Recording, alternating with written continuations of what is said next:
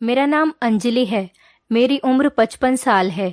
बचपन में ही मेरे पापा का देहांत हो गया था और मेरी माँ दाई का काम करती थी। हमारे गांव में जो भी औरत गर्भवती होती थी वो माँ से ही अपना केस कराती थी। मेरी माँ अपने काम की वजह से पूरे गांव में मशहूर थी।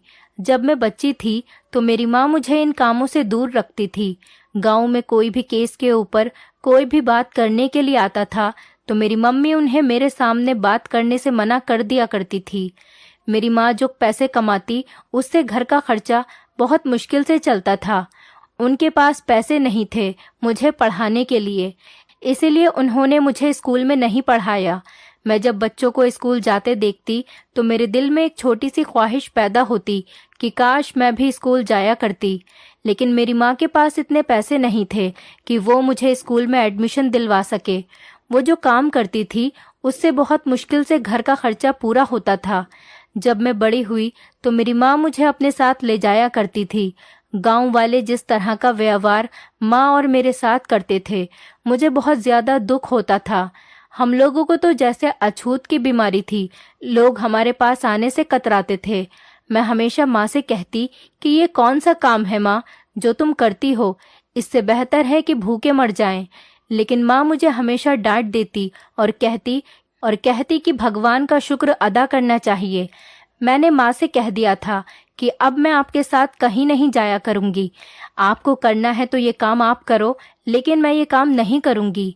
कई बार मैंने माँ से इन बातों पर मार भी खाई, लेकिन हमारी माँ का कहना यही था कि ये हमारी बहुत पुरानी पीढ़ी चलती आ रही है। मेरी माँ और दादियों ने भी यही काम किया था, अब मैं कर रही हूँ और इसके बाद तुम्हें भी यही काम करना है। लेकिन मेरे ख्वाब बहुत अलग थे। मैं कम से कम दाई तो बनना नहीं चाहती थी। अब माँ मुझे जबरदस्ती काम पर ले जाया करती थी और मुझसे मदद लेती। मुझे इस काम से नफरत होने लगी। मुझे ये काम बिल्कुल भी पसंद नहीं था। मैं घर आती और आकर रोने लगती और माँ से कहती कि ये काम अच्छा नहीं है, मुझे ये काम नहीं करना, मुझे किसी के घर पर काम करवा दो। लेकिन मैं दाई नहीं बनना चाहती। लेकिन माँ की तो जैसे शान के खिलाफ था। वो ये बात सुनकर भड़क जाती और कहती, अब तुम लोगों के घर जाकर काम करोगी और हमारी इज्जत का क्या। माँ की ये बात सुनकर मेरी तो हैरत की इंतहा नहीं रहती। मैं ये सोचती थी ये जो काम कर रही हैं इसमें कितनी इज्जत है। माँ के साथ जाते जाते मुझे 4 साल हो चुके थे। अब मैं सारा काम सीख चुकी थी। अब मैं बहुत बड़ी हो चुकी थी और मेरी माँ घर पर ही रहती थी। एक दिन माँ काम पर नहीं गई और एक औरत भागती हुई हमारे घर आई कि जल्दी चलो, मेरी बेटी गर्भवती है। माँ उसकी बात सुनकर उठने लगी और छड़ी से चलने की कोशिश करने लगी, लेकिन वो जमीन पर ही गिर गई। माँ बहुत कमजोर हो चुकी थी। माँ के गिरने से मेरे तो पैरों तले जमीन निकल गई। मैं जल्दी से उनके पास भागी और उन्हें उठाकर बिस्तर पर लिटाया और माँ की खातिर जो काम मुझे बिल्कुल पसंद नहीं था मैंने उसको करने की ठान ली थी।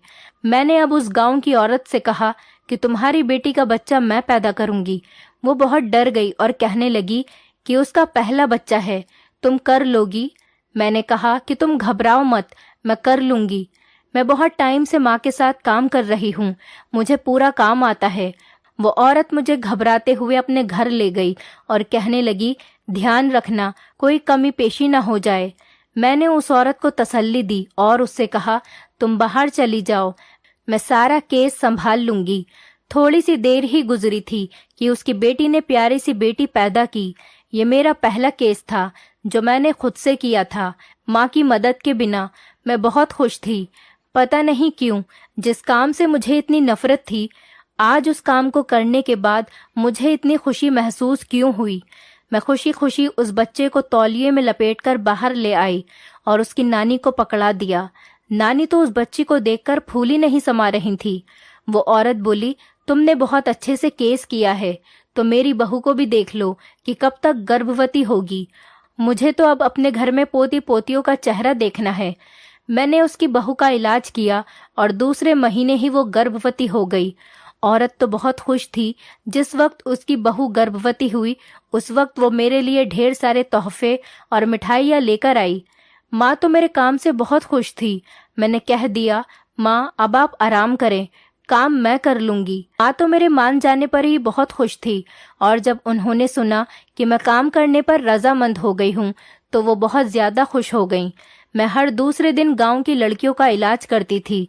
मैं गांव में दाई का काम करती थी, लेकिन मैं गांव में जिस लड़की का इलाज करती हूँ दूसरे महीने ही वो गर्भवती हो जाती। सब लोगों को यकीन नहीं आता था। लोगों का मुझ पर अंधा विश्वास हो गया था। मैं भी इतनी शोहरत के बाद गुरूर महसूस करने लगी थी। इस काम में बहुत मशहूर हो गई थी और बहुत दौलत भी कमाने लगी थी। एक दिन केस करने के बाद ढेर सारे पैसे लेकर मैं घर आ रही थी कि रास्ते में मुझे फलों की दुकान नजर आई। मैंने सोचा कि माँ के लिए कुछ फल ही ले चलूं। मैंने माँ के लिए बहुत सारे फल लिए और घर पहुंची। घर का दरवाजा थोड़ा सा खुला हुआ था। पहले तो मुझे हैरत हुई कि माँ तो दरवाजा नहीं खोलती, फिर आज क्या हुआ। मैं जल्दी से घर के अंदर गई, लेकिन सामने माँ को जमीन पर पड़ा देखकर मेरी रूह कांप गई। मेरे हाथों से फलों की थैली नीचे गिर गई। मैं भागकर माँ के पास गई, लेकिन मेरे सर पर आसमान टूट पड़ा जब मैंने माँ को मुर्दा पाया। मेरी माँ इस दुनिया से जा चुकी थी। मैं चीखें मार मार कर रोने लगी। इतनी देर में गांव के सब लोग इकट्ठा हो गए। मेरी माँ के अलावा इस दुनिया में कोई नहीं था। मैं भी पैसे कमाने में इतनी अंधी हो गई थी कि मुझे माँ का ख्याल ही नहीं रहा। वो कहते हैं ना, जरूरत से ज्यादा हर चीज नुकसानदेह होती है। मुझे भी पैसों के बदले माँ को खो देने का नुकसान उठाना पड़ा। लेकिन अब माँ के जाने के बाद मेरा मकसद एक ही था कि मुझे ढेर सारे पैसे कमाने हैं और अपने तमाम ख्वाब और ख्वाहिश पूरी करनी है। माँ के अंतिम संस्कार के बाद पूरा घर मुझे काट खाने को दौड़ता था। मैं अक्सर जोर जोर से रो दिया करती। मुझे माँ बहुत याद आती थी। मैंने बचपन से अब तक जब से होश संभाला था सिर्फ माँ को ही अपने पास पाया था। मैं नहीं जानती थी कि मेरे पापा को क्या हुआ और वो कैसे हमसे दूर हो गए। माँ ने कभी मेरे चाचा चाची, मामा मामी का भी जिक्र नहीं किया था। मैं नहीं जानती थी कि इस दुनिया में मेरे पास कोई और रिश्ता भी मौजूद है या नहीं। अब मैं गांव की सभी औरतों का इलाज करती थी। मैं हर तरफ बहुत मशहूर हो गई थी और ढेर सारे पैसे भी कमाने लगी थी, लेकिन मैंने ये काम नहीं छोड़ा था।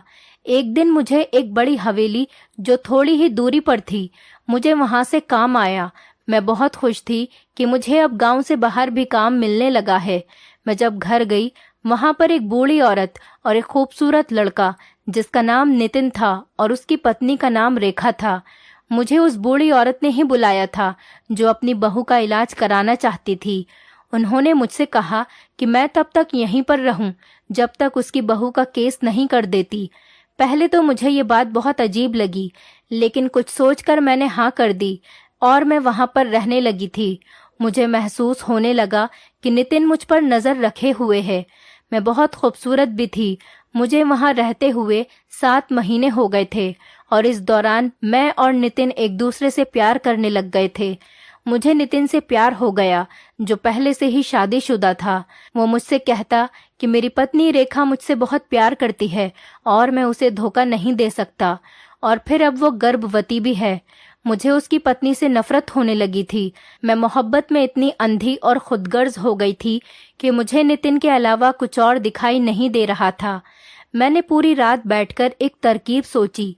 पहले तो मुझे बहुत डर लगा, लेकिन फिर मैंने उसकी पत्नी को ऐसी दवाई दी जिससे उसका मिसकैरेज हो जाए। दवाई खाने के बाद थोड़ी देर में ही वो दर्द से तड़पने लगी। मैंने चालाकी से दवाई उसी की दराज में रख दी और इल्जाम उसी पर लगा दिया कि उसने खुद मिसकैरेज करवाया है। रेखा रोते हुए नामे सिर हिलाने लगी, लेकिन मेरे चेहरे पर तो बहुत मुस्कुराहट थी। मुझे अजीब सा सुकून मिल रहा था। मैं समझ गई थी कि अब सब रेखा से नफरत करेंगे, क्योंकि ये बच्चा उनके घर का पहला बच्चा था और रेखा अब कभी माँ नहीं बन सकेगी।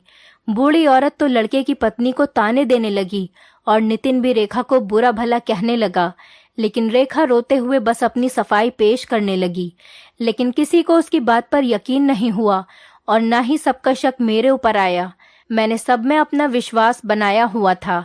एक दिन मैं नितिन से मिलने रात के वक्त उसके कमरे में गई, लेकिन मेरे पैरों तले से जमीन निकल गई जब रेखा ने अपने पति से कहा कि ये सब कुछ उस दाई का करा हुआ है। मैं तो अपना जिक्र सुनते ही होश खोने लगी थी। मुझे लगा कि अब उसका पति मुझे अपने घर से निकाल देगा और अब मेरी मोहब्बत अधूरी रह जाएगी। लेकिन मेरी गलतफहमी जल्दी ही खत्म हो गई जब उसके पति ने उस पर हाथ उठाया। बोला कि तुम झूठी हो, मेरा पहला बच्चा खा गई और अब तुम उस मासूम पर इल्जाम लगा रही हो। मैं जानता हूँ तुम आज भी अपने आशिक को याद करती हो, तभी तुमने मेरा इतना कीमती बच्चा मुझसे छीन लिया। उसके पति की आवाज बाहर तक आ रही थी और मेरी तो हैरत की इंतहा नहीं रही जब उसके पति ने उसे डिवोर्स देने को कहा। मैं तो दंग रह गई थी कि क्या ये सब इतनी जल्दी भी हो सकता था। रेखा रोते हुए कमरे से बाहर निकली और दूसरे कमरे में चली गई। अब मुझे उस वक्त नितिन के कमरे में जाना सही नहीं लगा, क्योंकि वो उस वक्त जितना गुस्से में था न जाने मुझे भी क्या कहता। मैं भी जल्दी से चेहरा छुपाए वहां से अपने कमरे में आ गई, लेकिन मैं खुशी के मारे पूरी रात सो न सकी। मुझे यकीन नहीं आ रहा था कि अब नितिन सिर्फ मेरा है। अगली सुबह मैं लेट उठी थी। जैसे मैं बाहर गई, बाहर का माहौल बहुत खामोश था, हर तरफ खामोशी थी। मैं नितिन की माँ के पास गई और मैंने उनसे माफ़ी मांगी कि मुझे माफ़ कर दो, मैं आज लेट उठी हूँ। नितिन की माँ मेरी तरफ बहुत अजीब नज़रों से देखने लगी और बोली कि कोई बात नहीं, इतना सब कुछ हो गया, बाकी क्या रह जाता है। मैंने चौंक कर नितिन की माँ की तरफ देखा, जो मेरी तरफ से चेहरा मोड़कर मुझे नज़रअंदाज करके लेट गईं। मैं भी नितिन को ढूंढने कमरे से निकल आई। मैंने पूरे घर में तलाश कर लिया था, लेकिन नितिन कहीं पर भी मौजूद नहीं था। थक हार कर मैं उसके कमरे में गई, जहां वो उल्टा लेटा हुआ था। मैंने हल्का सा दरवाजा खटखटाया तो उसने थोड़ी आंख खोलकर मुझे देखा। मैं भी उसे देखकर मुस्कुरा दी, तो वो भी उदासी भरे चेहरे से मेरी तरफ देखने लगा। मुझे बहुत अजीब महसूस हो रहा था। पहले तो सबने ऐसा व्यवहार नहीं रखा था।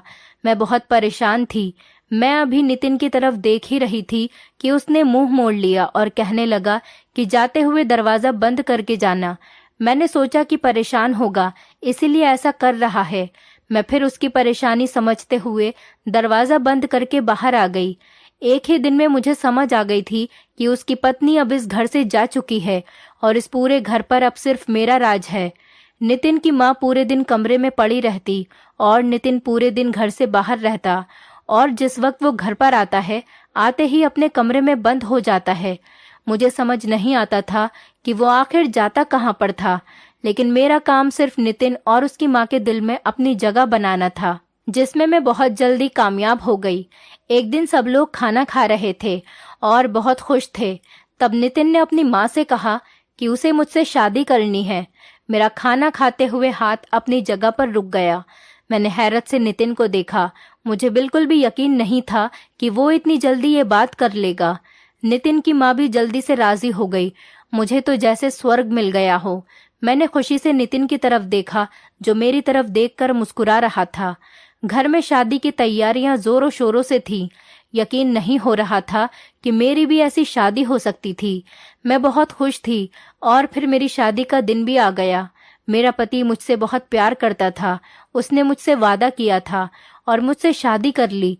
लेकिन जैसे ही शादी के 2 महीने गुजरे, मेरी सास ने कहना शुरू कर दिया कि अब उन्हें पोते पोतियों का चेहरा देखना है। मैं सास की बात पर शर्मा जाती। मेरा पति भी मुझे अक्सर छेड़ता और कहता, डॉक्टर को दिखा देते हैं। मैं भी राजी हो गई। मैं खुद दाई थी, पर किसी ने मुझे अपना मुआयना करने नहीं दिया था। मैं डॉक्टर के पास गई। डॉक्टर ने मेरा चेकअप करके जो बताया, मेरी तो जान ही निकल गई। जब डॉक्टर ने कहा कि ये गर्भवती हैं और 3 महीने से गर्भवती हैं, मेरी तो हैरत से आंखें खुली की खुली रह गईं कि डॉक्टर ये क्या कह रही थी। मेरे पति ने हैरानी से मेरी तरफ देखा। मैं तो आंखों में आंसू लिए बस डॉक्टर की तरफ देख रही थी, जो हम दोनों को मुबारकबाद दे रही थी। मेरे पति ने फिर से डॉक्टर से पूछा कि क्या वो सच कह रही हैं, और उसने मुस्कुराते हुए हाँ कर दिया। लेकिन मैं जानती थी कि ये सब कुछ झूठ है। मैंने ना में सिर हिलाया और मैंने अपने पति से कहा कि ये सब कुछ झूठ है। मैं नहीं जानती कि ये बच्चा कहाँ से आया है। डॉक्टर हम दोनों की तरफ हैरानी से देखने लगी। मेरे पति ने मेरा हाथ पकड़ा और बेदर्दी से घसीटते हुए अस्पताल से बाहर ले आए और मुझे एक जगह खड़ा करके गुस्से से मेरा चेहरा देखने लगा। उसने ना लोगों की फिक्र की और ना ही मेरी। उसने न आओ देखा न ताओ, उसने मेरे चेहरे पर थप्पड़ मार दिया। मैं तो हैरानी से अपने पति की तरफ देखने लगी। वो मुझे घर ले गया। मेरी सास सामने बैठी हमारा इंतजार कर रही थी। मेरी सास ने खुशी से चमकते हुए चेहरे से हमारी तरफ देखा। मैं थर थर कांपती चेहरा झुकाए रो रही थी, जबकि मेरा पति गुस्से से अपनी माँ की तरफ देख रहा था। मेरी सास ने मेरे पति से पूछा कि आखिर बात क्या है, क्या हुआ है तुम दोनों को? तुम दोनों तो डॉक्टर के पास गए थे ना, तो फिर क्या हुआ है? ऐसा क्या हुआ जो तुम दोनों की ये हालत है? मेरी सास पूछने लगी तो मेरा पति मेरी तरफ मुड़ा और बोला कि अपना गुनाह खुद बताओगी या मैं बताऊं? मैं रोते हुए सास के कदमों में बैठ गई और मैंने गिड़गिड़ाकर सास से कहा कि मैंने कुछ नहीं किया। मैं नहीं जानती कि वो डॉक्टर क्यों झूठ बोल रही थी, मगर मैं गर्भवती नहीं हूँ। मैं जानती हूँ कि मैं गर्भवती नहीं हूँ, मगर वो डॉक्टर कह रही है कि मैं 3 महीने से गर्भवती हूँ। मेरी सास तो मुंह पर हाथ रखकर मेरी तरफ देखने लगी। मुझे समझ में नहीं आ रहा था कि मैं कैसे सबको ये बताऊं कि मैं झूठ नहीं बोल रही। मैंने सोच लिया था कि कुछ भी हो जाए, लेकिन मैं सच का पता लगाकर रहूंगी। लेकिन इससे पहले मुझे अपने पति के साथ रहना था, उसका विश्वास वापस से जीतना था। मेरी सास अपने कमरे में चली गई और पति बाहर। इस पूरे घर में मैं बस तन्हा रह गई थी। एक दिन मुझे महसूस हुआ कि मेरे सर पर कोई खड़ा है। मैंने जैसे ही सर उठाया, मेरी रूह कांप गई, क्योंकि मेरे सामने मेरे पति की पहली पत्नी खड़ी थी, जो मुझ पर हंस रही थी और कहने लगी कि कैसा महसूस हो रहा है? जान निकल गई ना? दिल चाह रहा होगा कि जल्दी से सबको साबित कर दूं कि तुम गुनाहगार नहीं हो। मेरी आंखें अपनी जगह ठहर गई थीं। मैं हैरानगी भरी आंखों से बस उसे देखती ही जा रही थी, जो ना जाने और क्या क्या बोल रही थी। मुझ में तो कुछ बोलने की हिम्मत ही नहीं बची थी। मेरी जुबान तो बिल्कुल ही चुप हो गई थी। मेरे पति की पहली पत्नी लगातार हंस रही थी। मुझे उसके हंसने से खुद से नफरत महसूस होने लगी। वो भी लगातार बोले जा रही थी। कहने लगी कि तुमने मेरा बच्चा मुझसे छीन लिया। देखो भगवान ने तुमसे कैसा हिसाब लिया है। मैंने तो खुद को भगवान के ऊपर छोड़ दिया था। मैं तो यहाँ अपना सामान लेने आई थी, लेकिन तुम्हारी हालत देखकर मुझे तुम पर तरस आ रहा है। तुमने न सिर्फ एक बच्चे की जान ली, बल्कि मेरा हंसता बसता घर भी तोड़ दिया। दूसरों की खुशियों पर अपने घर नहीं बनाए जाते। मेरे पति की पहली पत्नी जा चुकी थी। मैं बेजान कदमों से आगे बढ़ी और अपने कमरे में बंद हो गई। सारा दिन रोने के बाद मुझे होश आया कि मैं कितना बड़ा पाप कर चुकी हूँ, लेकिन मैं अब कुछ नहीं कर सकती थी। मैंने सोच लिया था कि मैं इस घर से हमेशा हमेशा के लिए चली जाऊंगी, लेकिन शायद अभी मेरे पाप की सजा बाकी थी। तभी रात के वक्त मेरे पति की चीखने चिल्लाने की आवाज आने लगी। मैं डर की वजह से जल्दी से बाहर निकली। वहां पर बहुत सारे लड़के थे। मैं तो हैरान हो गई कि ये सब क्या हो रहा है। मेरे पति ने इशारे से मुझे अपने पास बुलाया और जब मैं उनके पास गई तो उन्होंने मुझसे कहा कि ये सब मेरे दोस्त हैं और आज तुम्हें इनके साथ रहना है। पति की बात सुनकर मेरे रोंगटे खड़े हो गए। मैंने बेयकीनी से अपनी पति की तरफ देखा। वो ऐसा कैसे कह सकता है? आज उसे अपनी इज्जत का भी ख्याल नहीं था। मैं रोते हुए नामे सिर हिलाने लगी। मैं बोली कि मैं ऐसा नहीं करूंगी। मैं तुम्हारी पत्नी हूँ, तुम्हारे घर की इज्जत हूँ। ये सुनकर वो जोर जोर से बोलने लगा और कहने लगा, कौन सी इज्जत जो तुम कब की नीलाम कर चुकी हो? मैं तो हैरान थी कि आखिर मेरा पति ये सब कैसे कर सकता है। मैं चुपचाप आंसू बहाती रही, लेकिन मैंने ये सोच लिया था कि मैं ये घिनौनी हरकत नहीं करूंगी। मैंने अपने पति को हिम्मत से जवाब दिया और कहा कि मैंने ऐसा कुछ नहीं करा। मैं बेकसूर हूँ, मेरा कोई कसूर नहीं है।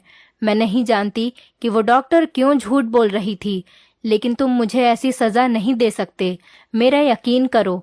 मैं उसे काफी यकीन दिलाती रही, लेकिन वो नहीं माना। थक हार के जब रात के वक्त मैं उसके दोस्तों के पास से जब वापस आई, तब मेरा पति बेड पर लेटा हुआ था और कहने लगा, आज से तुम दूसरे कमरे में रहोगी और मैं जल्द ही तुम्हें आजाद कर दूंगा। लेकिन तब तक मैं जो कहूंगा तुम्हें वही सब करना होगा, अगर तुम्हें इस घर में रहना है तो। और अगर तुम चाहो तो तुम अभी भी जा सकती हो। मैं कहाँ जाती? मेरा तो कोई ठिकाना ही नहीं रहा था। पति के पीछे लगकर मैं अपना गांव वाला घर भी बेच चुकी थी। अब जाती भी तो कहाँ? मजबूरन मुझे अपने पति की बात माननी पड़ी। मैं दूसरे वाले कमरे में जाकर लेट गई। अगली सुबह मेरे लिए किसी कयामत से कम नहीं थी, जब 2 लड़के आए और बोले कि ये हमारी पत्नी रह चुकी है। मैं तो दंग थी कि ये सब मेरे साथ हो क्या रहा है। मैं तो इन लड़कों को जानती तक नहीं थी, और वो कहाँ से आए थे और कौन थे, और ये सब कौन करवा रहा था। मेरा पहला शक मेरे पति की पहली पत्नी पर गया। मैं जानती थी कि इन सब में उसी का हाथ है। मुझे उस औरत से नफरत होने लगी थी, लेकिन इस वक्त मैं कुछ नहीं कर सकती थी। मेरे पति ने नफरत भरी निगाहों से मेरी तरफ देखा और बोले कि ये सब तुम्हारे पहले पति हैं, तुम चाहो तो इनके साथ जा सकती हो। मैंने आंखें बंद कर ली और रोते हुए घर से निकल गई। अब मेरे पास वृद्धाश्रम में रहने के अलावा कोई दूसरा रास्ता नहीं था। मैं घर से सीधा वृद्धाश्रम चली गई और वहीं पर रहने लगी। मुझे वहां रहते हुए 4 साल हो चुके थे। मेरी वहां पर सबसे अच्छी बातचीत हो गई थी। अगर कोई मुझसे वृद्धाश्रम आने की वजह पूछता तो मैं झूठ मूठ कहानी सुना देती। एक दिन एक जवान सी लड़की, जिसका पति उसे वहां पर छोड़ गया था और खुद पता नहीं कहाँ चला गया था। लड़की बहुत रोती, लेकिन उसे हौसला देने वाला कोई नहीं था। वो लड़की दिन रात रोती रहती। जिस वक्त वो लड़की वृद्धाश्रम में आई थी वो बहुत मोटी थी और फिर अचानक वो पतली होती चली गई। उसकी आंखों के नीचे गड्ढे पड़ गए थे। मुझे उसमें अपना आप नजर आ रहा था। मैं अक्सर उसके पास बैठकर बातें करती। मुझे सुनकर बहुत दुख होता कि उस लड़की के माता पिता इस दुनिया में नहीं थे और उसके बच्चे ना होने की वजह से, और उसका पति उसे यहाँ छोड़कर चला गया था। एक दिन मुझे उसके जिस्म में कुछ हरकत महसूस हुई तो मैंने वहाँ के ऑनर से बात की कि मैं पहले दाई का काम किया करती थी। मैंने ऑनर की परमिशन से जब उसका चेकअप किया तो मेरी खुशी की इंतहा नहीं रही जब मैंने देखा कि वो गर्भवती है। मैंने जब उसे खुशी की यह खबर सुनाई तो वो बेयकीनी से मेरी तरफ देखने लगी और बोली, क्या तुम सच कह रही हो? मैंने उससे कहा कि हाँ, मैं सच कह रही हूँ, तुम गर्भवती हो।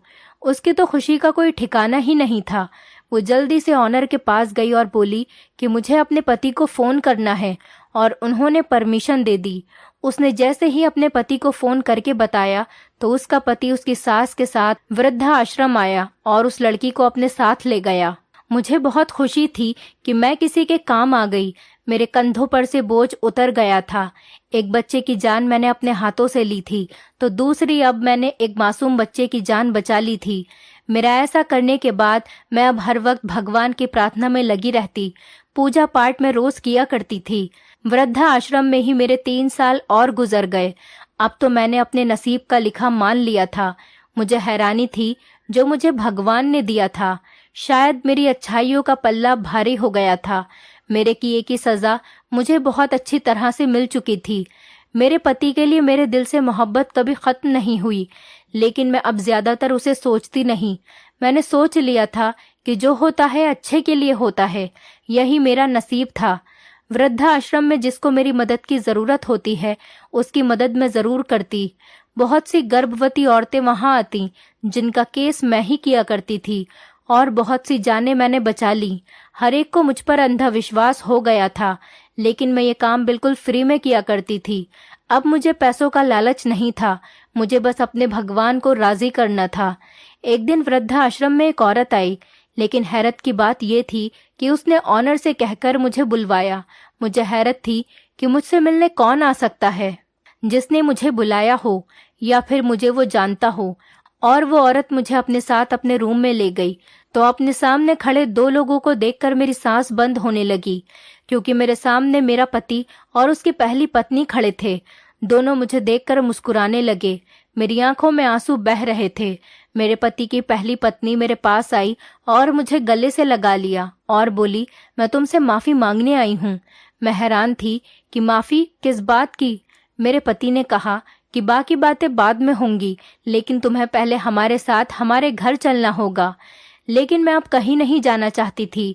मैंने साफ साफ मना कर दिया और बोली कि मैं यहाँ ठीक हूँ, मैं यहाँ पर खुश हूँ और मुतमईन हूँ। मेरी बात पर मेरे पति की आंखें भर आईं और बोला कि तुम घर नहीं जाओगी तो मैं तुमसे माफी कैसे मांगूंगा। मैं तो हैरान थी कि ये दोनों किस बात की माफी मांग रहे हैं। मैंने अपने पति की तरफ हैरत से देखा और कहा कि तुम्हें किस बात की माफी चाहिए। तो मेरे पति ने कहा कि पहले तुम घर चलो, फिर हम तुम्हें सब कुछ बताते हैं। तो फिर ऑनर के समझाने पर मैं अपने पति के साथ घर वापस चली गई। घर जाते ही जो पति ने मुझे बताया सुनते ही मेरे रोंगटे खड़े हो गए। मेरे पति ने शुरू से ही मेरी नीयत को पहचान लिया था, लेकिन वो ये नहीं जानते थे कि मैं उनका बच्चा मार दूंगी। मेरे पति ने अपनी पहली पत्नी को डाइवोर्स नहीं दिया था, बल्कि ये उन दोनों की बहुत बड़ी प्लानिंग थी कि वो मुझसे सच उगलवाएंगे। डॉक्टर का गलत रिपोर्ट देना और लड़कों का घर आना कोई इत्तेफाक नहीं था, बल्कि मेरे पति का किया हुआ था। मैं तो हैरत से अपनी पति की तरफ देख रही थी। मेरे पति ने बताया कि उसकी पहली पत्नी आज भी उसकी पत्नी है, क्योंकि उनका डिवोर्स नहीं हुआ था और उसने मुझसे कभी शादी की ही नहीं थी। वो सब कुछ एक ड्रामा था, ताकि दबाव में आकर मैं सच कबूल कर लूं कि उनके बच्चे को मैंने ही मारा था। और उन्होंने ये भी बताया कि अभी कुछ दिन पहले वृद्धा आश्रम में जो औरत आई थी, जिसका पति बच्चे ना होने की वजह से उसे यहाँ पर छोड़कर चला गया था, वो उनकी सगी बहन थी और मेरी वजह से उसकी बहन का घर बच गया और उसका पति उसे खुशी खुशी अपने साथ ले गया और अब वो दोनों खुशी खुशी एक साथ रहते हैं। ये सुनकर मैंने हाथ जोड़कर उन दोनों से माफी मांगी और बोली कि मुझसे बहुत बड़ा गुनाह हो गया था।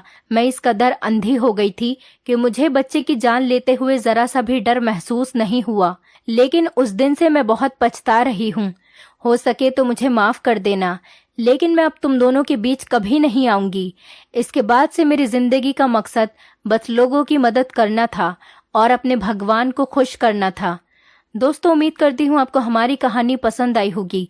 कहानी पसंद आई है तो वीडियो को लाइक करें, चैनल पर नए हैं तो चैनल को सब्सक्राइब करें और हाँ, नोटिफिकेशन बेल को जरूर दबाएं ताकि अगली अपडेट सबसे पहले आपको मिले।